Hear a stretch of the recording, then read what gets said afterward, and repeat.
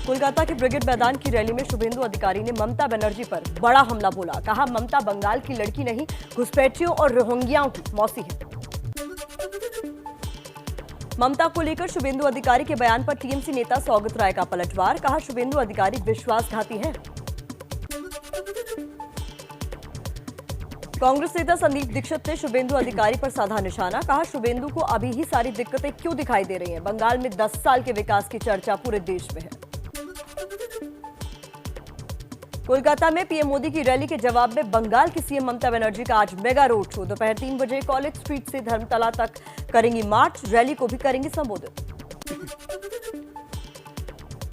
TMC से ticket न मिलने से नाराज 4 बार की विधायक सोनाली गुहा थामेंगी बीजेपी का दामन। कोलकाता के हेस्टिंग्स स्थित बीजेपी के चुनावी दफ्तर में लेंगी पार्टी की सदस्यता।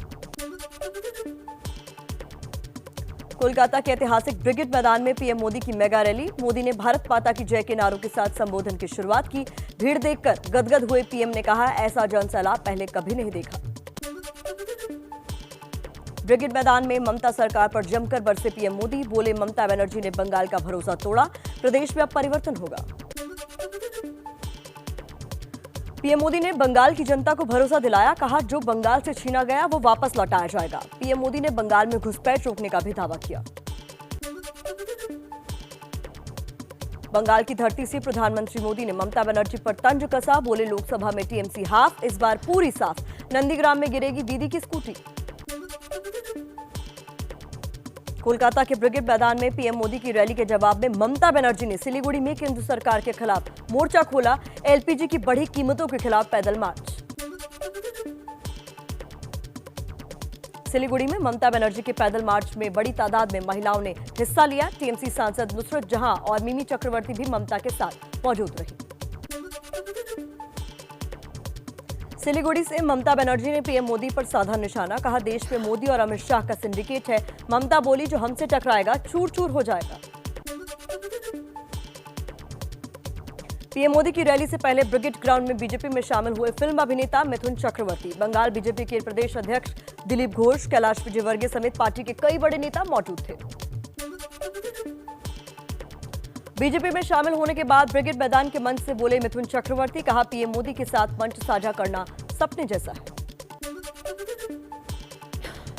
मिथुन दा के बीजेपी में शामिल होने पर कांग्रेस सांसद दिग्विजय सिंह का तंज। बोले, मिथुन चक्रवर्ती के आने से कोई फर्क नहीं पड़ेगा, ये लोग आते जाते रहते हैं। चलिए अब कुछ और खबरें देख लेते हैं फटाफट अंदाज में।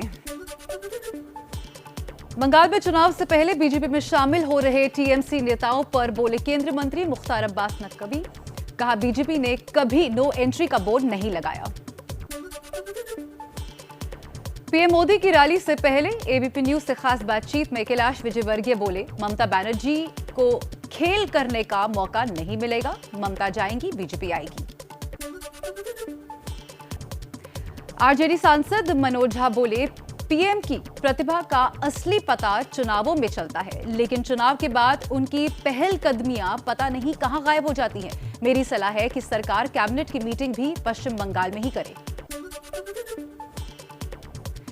पीएम मोदी की रैली के दिन भी बंगाल में राजनीतिक हिंसा। उत्तर 24 परगना में बीजेपी और टीएमसी कार्यकर्ताओं में भिड़ंत। दोनों पार्टियों के 8 कार्यकर्ता घायल।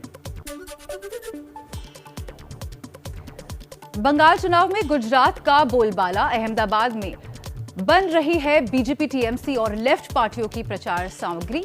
बीजेपी और कांग्रेस ने गुजरात इकाई के नेताओं को बंगाल के अलग अलग इलाकों की जिम्मेदारी भी सौंपी है।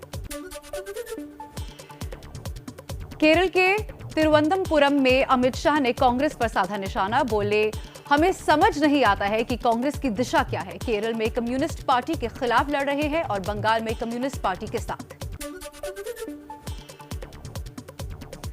अमित शाह के बयान पर कांग्रेस का पलटवार। कांग्रेस नेता पवन खेड़ा बोले, अमित शाह देश को जिस दिशा में ढकेल रहे हैं, उस दिशा से बचने के लिए कांग्रेस सबसे हाथ मिला रही है।